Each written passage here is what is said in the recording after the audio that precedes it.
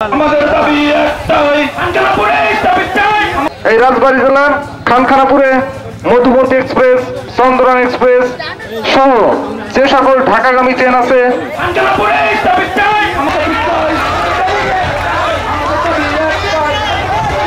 আমাদের হলো সকাল বিকাল 3 বেলা ট্রেনের দরকার। আমাদের ট্রেনে যাত্রী যাবে আসবি, যাত্রী আসি যাত্রী হুইতে ট্রেন ভোরবেলা চলে যায়। আমরা ভোরবেলা ট্রেন তো করবো কি?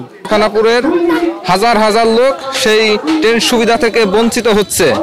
তারই পরিপ্রেক্ষিতে আমরা গর্বিত খানখানাপুরবাসী এই সামাজিক সংগঠনের উদ্যোগে এখানে ট্রেন যাত্রা বিরতির দাবিতে মানববন্ধন করা হয়েছে। কিন্তু আমাদের সেই আন্দোলনের সাথে সমগ্র খানখানাপুরবাসী সহ গলন্দ উপজেলা এবং আশপাশের সকল জনসাধারণ আমাদের সাথে সম্পৃক্ততা ঘোষণা করছে।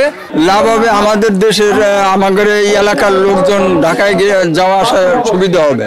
বাসে গেলে তো অনেক খরচ বেশি, আর ট্রেনে গেলে কম লাগে। অনেক গার্মেন্টসের চাকরি করে, অনেক কিছু করে। এই জন্যই তো আমাদের এখানে একটা ট্রেন অন্তপক্ষে দাঁড়ানো উচিত। আমরা ইতিমধ্যে আমাদের যারা খানখানাপুরে উচ্চপদস্থ নেতৃবর্গ রয়েছে আমরা তাদেরকে জানিয়েছি।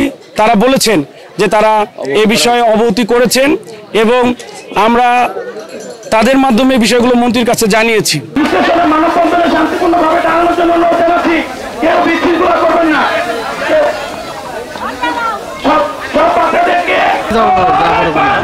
আমাদের দাবি একটাই, আমরা কোনটার বিরতি চাই, বিরতি চাই। আমাদের দাবি একটাই,